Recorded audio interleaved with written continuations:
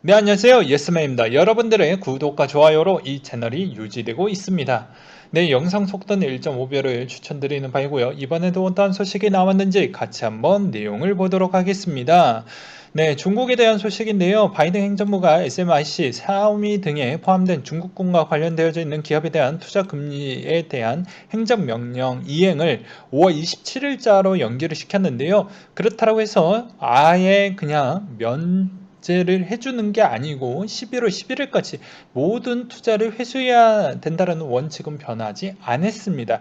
그만큼 중국에 대한 압박을 꾸준히 주겠다라는 측면을 해석을 해볼 수가 있겠고요. 그리고 EU에서에 대한 연합에 대한 소식이 이게 상당히 고민이 많을 만한 소식 중에 하나입니다. 실효성 논란이 커진 재정 준칙에 대해서 회담이 열릴 거라고 하는데요. 앞으로 회담의 메인 주제는 현재 60% 국가 채무 한도를 몇 개월 이내에 상향하고자 하는 회담이 열릴 거라고 합니다. 그러면 프랑스와 독일에 대한 어느 정도에 대한 양보가 필요할 것 같은데 아무래도 독일은 양보를 잘 안 해주지 않을까 싶습니다. 왜냐? 독일에 대한 부채 비율이 훨씬 높아질 수 있는 측면이 꽤 있을 것이고, 그것으로 인해서 유로존에 대한 약간의 불확실성이 조금이라도 커질 수 있기 때문이죠.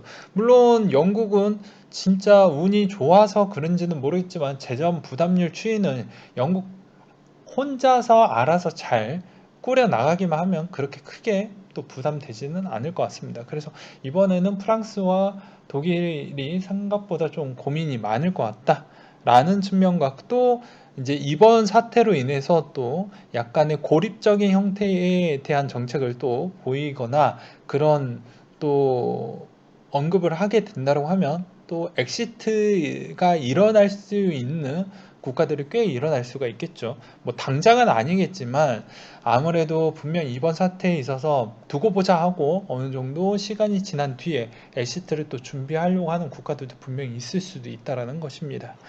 그러니까 섭섭지 않게 회담에 대한 좋은 결과물이 나와주어야 된다라는 점은 꼭 기억을 해두셨으면 좋겠고요. 그리고 IMF에서 이번 질병 사태로 인해서 전 세계 부채 비율이 84%에서 98%까지 올랐고 선진국의 GDP 부채 비율 급증은 대략 약 20% 정도 올랐습니다.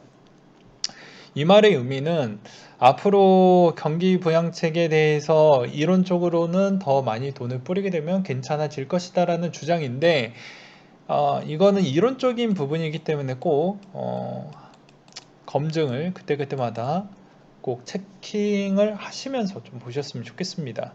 네, 왜냐면 비트코인 자체도 이 질병에 있었을 때 오히려 뭐 반대로 가는 시장은 아니기 때문에 그 점을 꼭 유의하시라는 말씀으로 드리는 부분이고요. 그리고 또 이렇게 무자비하게 많은 부채가 커졌기 때문에 앞으로 선진국들은 한 번 더 만약에 이게 뭐 변종이 나오거나 했었을 때는 아마 이런 플랜 B 가동을 할 확률이 매우 높아질 것으로 생각을 해볼 수가 있습니다. 당연히 그만큼 부채 비율도 커졌기 때문에 여기서 더 부채 비율을 늘리지 말자라는 그런 주장이 꽤 나올 수가 있어요. 국가의 신용도가 상당히 어려워지면서 화폐에 대한 불확실성이 커질 수 있는 부분이 분명히 있다라는 것이죠. 그렇기 때문에 그런 형태로 인한 비트코인의 코인 시장에 약간의 반사 이익도 있긴 하겠지만 한편으로는 선택과 집중에 대한 재정 정책이 이루어질 수가 있습니다. 그렇게 된다라는 것은 자연스럽게 일부 기업들이 구조조정 또한 봐줄 수 있다라는 것이죠. 왜냐? 내가 이 기업한테 그냥 이 기업을 죽이기 형태로 행정명령을 때리지 않아도 내가 돈을 안 줌으로써 그냥 자연스럽게 고사시켜버리는 부분이 지금 시대에서 나올 수 있는 풍토 중에 하나이기 때문입니다.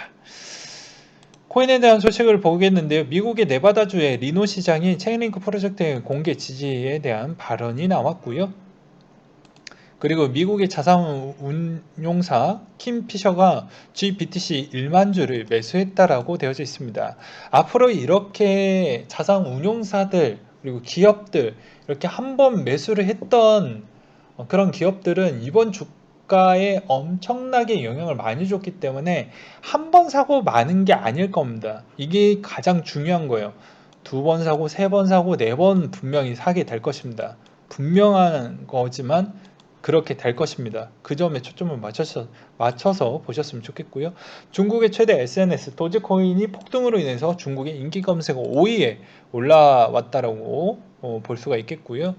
그리고 과기부가 세계 최초의 정부 발간 디파이 연구소 보고서가 나왔다고 하는데 그렇게 재밌는 내용은 아니기 때문에 패스하도록 하겠고, 그리고 유명 비트코인 투자자 헤지펀드를 갖고 있는 사람 중에 예, 한 명이 이분인데, 이분이 앞으로 숏 포지션이 좀 커질 것 같다 뭐 이런 이야기를 했어요. 앞으로 어떻게 될지 좀 지켜봐야 될 것 같고요. 뭐 그런 주장 중에 하나는 아무래도 이제 그만큼 많이 올라왔으니, 그리고 아시아 시장에 대해서도 그레스케일 CEO가 그런 이야기를 했죠. 아시아 쪽에서 코인을 많이 사줘서 정말 고맙다. 이 말의 반대는 아시아 쪽에 대한 유동성이 상당히 많다.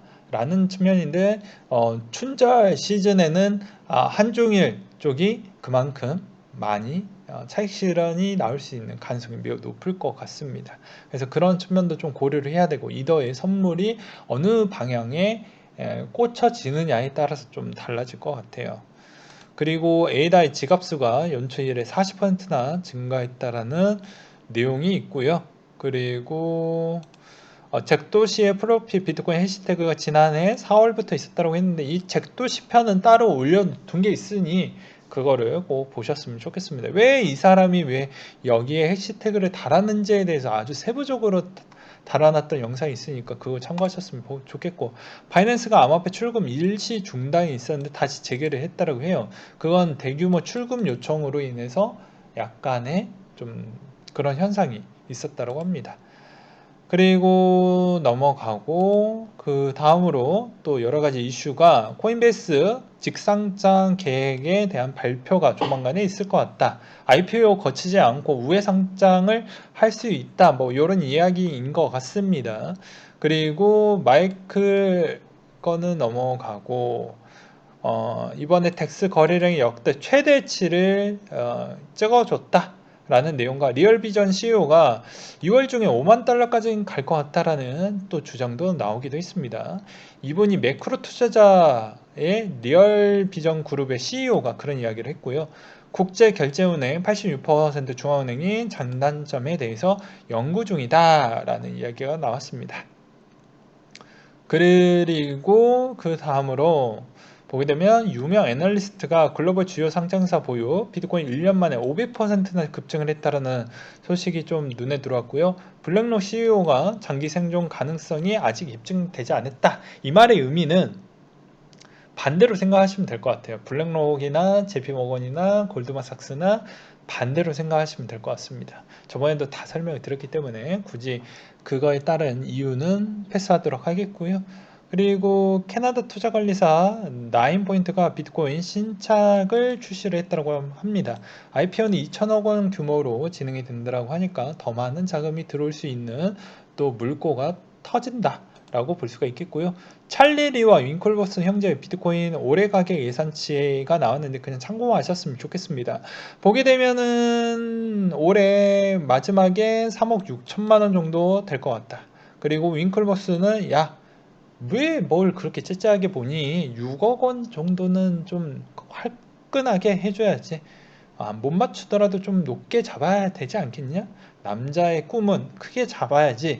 뭐 이런 형태로 이야기를 했던 것 같고요. 일주일간 소셜 트위터 볼륨 순위가 보게 되면 비트코인, 도지, 이더, 링크, 뭐 알고 와 에이다와 XRP와 폴카닷이 좀 눈에 들어옵니다. 그 다음으로 암호화폐 게임스탑 만들자 발언에 도지코인 800% 넘게 올랐다라고 하는데, 요 시바견의 눈빛이 예사롭지가 않죠. 이제 요걸 보면서 게임스톱에 대한 이야기가 나왔기 때문에 잠깐 이야기하고 넘어가도록 하겠습니다. 보게 되면 게임스톱의 주가 폭등 사건이 있었는데요. 그거를 보게 되면 지금 봐보세요. 요게 요렇게 올랐습니다. 네, 요렇게 올랐는데, 보게 되면 이 게임스톱이라는 것은 게임 매장 같은 데를 운영하고 있는 쪽입니다. 예. 근데 여기에서 어떤 형태냐, 이쪽에 대한 공매도가 예사롭지가 않았어요. 공매도가 상당히 많이 나왔거든요. 근데 이걸 누가 씹어 먹었냐? 개미가 씹어 먹게 되었습니다. 그래서 개미에서 여기에서도 나온 내용대로 주식 및 콜 옵션은 집단 매수를 하기 시작을 했고요. 그것으로 인해서 오히려 쇼패팅 했던 애들이 기관 애들이 엄청난 손해가 나오기 시작을 합니다. 그래서 이게 얼마까지 갔냐? 수익률만 일단 이야기를 할게요. 1643%, 대략 한 17배 정도 올라왔다라는 기염이 나왔겠고요. 이게 얼마 되지가 않습니다. 생각보다. 그래서 이제 또 어떠한 또 논란거리가 나왔냐? 로빈후드에서 매수에 대한 버튼을 지워버렸대요. 이 말의 의미는 기관들하고에 대한 그런 또 보이지 않는 그런 연합 체계가 있었기 때문이죠. 이것으로 인해서 개미가 뿔나가지고 뭔 짓을 했냐? 바로 법정에다가 넣고 상원 의원들한테 국회의원한테 또 꼬지르면서 다시 이게 상당히 화두가 되어가고 있습니다. 그러면서 더 가서 지금 얼마나 손해이냐가 중요하겠죠. 얼만큼이냐면 지금 기관들이 대략 1000조 원에 가까운 만큼의 손해율이 지금 나오고 있다고 합니다. 그렇기 때문에 그것으로 인해서 아마 조금은 나중에 어차피 이 주식은 요렇게 꺾이긴 되겠지만 현 시점에서는 분명히 여기에서 여러 가지 문제점이 발생했던 건 바로잡고 넘어갔으면 하는 바람입니다. 그렇기 때문에 그런 내용으로 게임스타 만들자, 개미의 힘을 보여주자, 이런 이야기로 좀 보시면 될 것 같고요. 그 다음으로 에이다에 대한 소식을 설명드리도록 하겠습니다.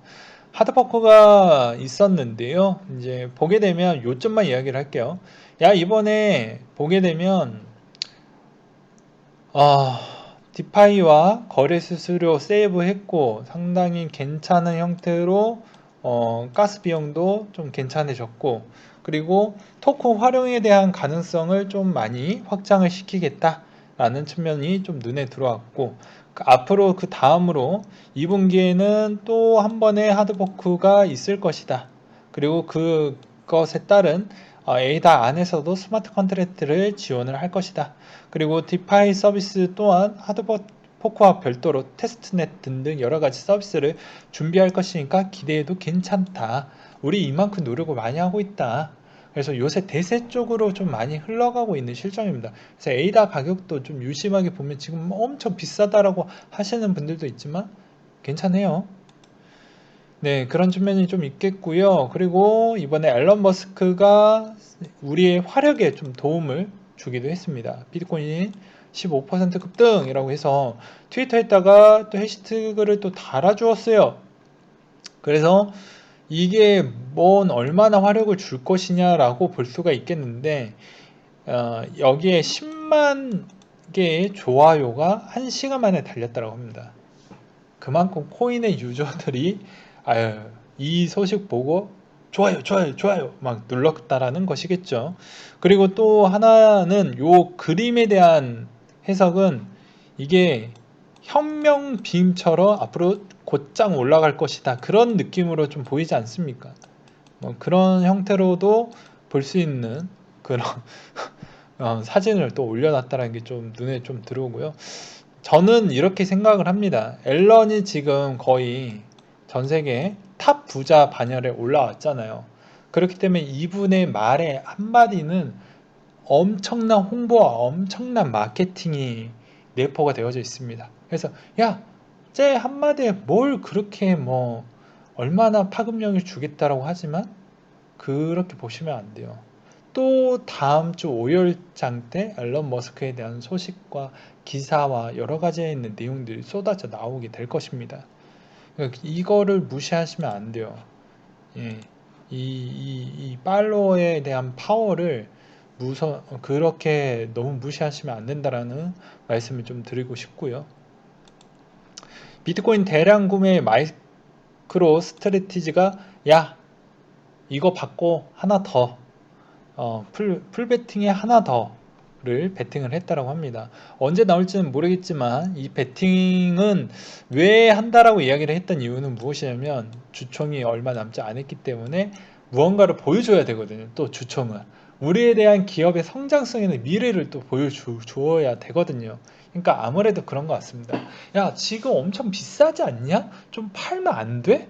라는 또 반대론자들이 분명히 있을 거니까 야, 기존의 사업에서 다른 사업 쪽으로 좀 해봐. 투자 쪽 빼놓고 라는 이야기가 분명히 나올 것입니다. 그렇게 되면 그거를 약간의 무마시키기 위해서는 무엇이냐? 야, 너 현금 있냐? 현금 있어? 라는 주장을 많이 들었겠죠. 그러니까는 당연히 대표의 입장에서 야, 아직 나에게는 한 발이 더 있다. 라는 거 보여줌으로써 일정 다 아닥을 시킬 수가 있겠죠. 그러니까 그런 측면에 대한 걸로 이번에 주총을 좀 무사히 넘기고자 하는 패턴으로 좀 보는 방법이 좀 맞을 것 같고요. 그리고 세계 최대 헤지 펀드사 창업자가 비트코인 관심을 두고 있다라는 이야기를 또 하기도 했습니다. 그렇기 때문에 이번 시장이 있었을 때도 이만큼 관심자들이 매우 높고 그리고 그만큼 앨런 머스크로 인해서 더 많은 관심자들이 또 많이 집중 포화가 되면서 비트코인 뭐지 하면서 공부하시면서 또 투자하시는 분들도 같이 연달아 생길 것으로 보여집니다. 그리고 코인베이스가 나중에 어찌저찌 해서 상장에 성공을 하면 그 영향으로도 엄청난 불기둥이 올 것으로 저는 보여집니다. 왜 그럴 것 같습니까? 저번에도 이야기를 했지만 회계감사가 이 자산가치 평가액을 해서 그거에 따른 시총에 영향을 주게끔 하는데 코인베이스 자체에서 갖고 있는 자산이 뭐밖에 없습니까? 예, 그러면 그 코인의 가치를 이 정도까지는 명확하게 검증을 해주겠다라는 것이죠. 그 국제회계연합 쪽에서도 이미 다 표준을 다 만들어 놓고 마무리를 해놓은 상태입니다. 2018년도 때. 그렇기 때문에 이런 사태가 있을까 봐 미리미리 회계 쪽은 다 준비를 해놨고 이제 IPO가 되면 이제 본격적인 자산 평가 부분에 대한 스탠다드가 점점 더 두꺼워질 것 같습니다.